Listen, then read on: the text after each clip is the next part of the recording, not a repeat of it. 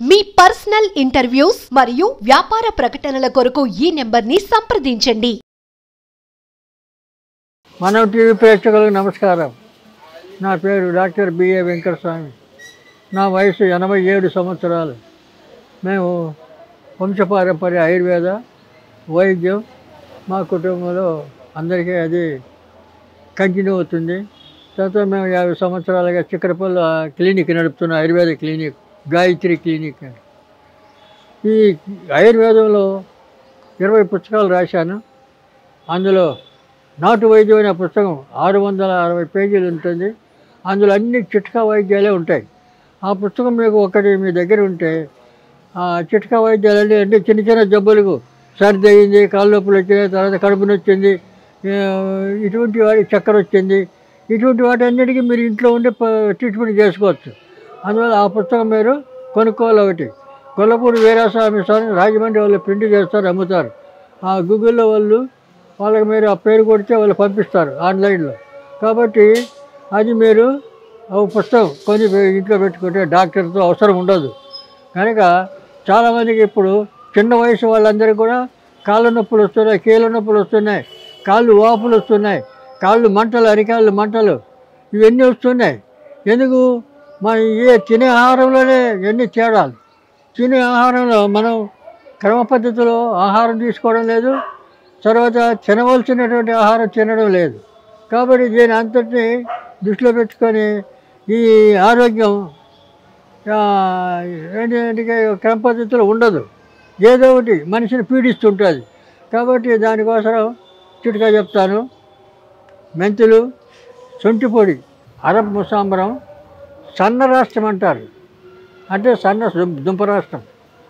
ఈ 4 సమానంగా పొడి చేసి పెట్టుకొని ఆ పొడి పొద్దున సాయంత్రం తేనె, నెయ్యి, వెన్న వీటిలో ఏదన్నా దాంతో మీరు వాడచ్చు. అలాగ వాడితే ఒక 4 రోజులు 2 నెలలు వాడితే నొప్పులన్నీ సాపడిపోతే ఏమి ఉండవు. నొప్పులు ఉండవు, వాళ్ళ తర్వాత ఎప్పుడు రావు. కాబట్టి మీరు అది ఇంట్లో చేసుకోవచ్చు. లేదా మీరు మా క్లినిక్ వచ్చే మేము మాత్రల రూపంలో, గోళీల రూపంలో ఇస్తాం. లేదా మీరు చేసుకోవచ్చు. కనుక మీరు అవి చేసుకుంటే నొప్పులు గిప్పులు తగ్గిపోతాయి.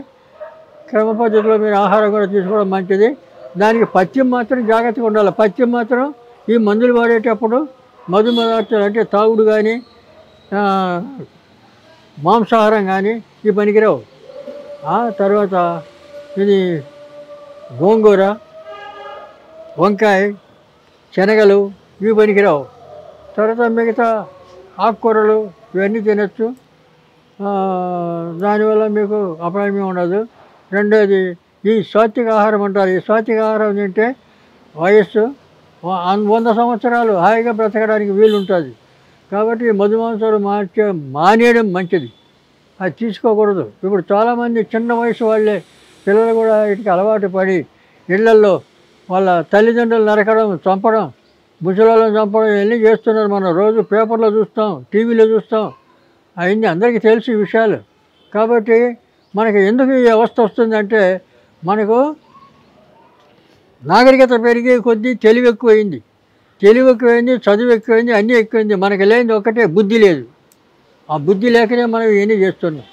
కాబట్టి మనిషి ఇవన్నీ ఆలోచన చేయాలి. మేము ఏం చేస్తున్నాం, ఎక్కడికి పోతున్నాం, ఎలా ఉండాలి, ఎలా మన ధర్మం ఏంది, మన సంస్కృతి ఏంది, మన సంప్రదాయం ఏంటి, ఇవన్నీ ఆలోచన చేయడం లేదు. కానీ ఇటువంటివన్నీ మీకు చెప్పడానికి ఇక్కడ ఆధ్యాత్మికమైన గురువులు ఎవరు లేరు.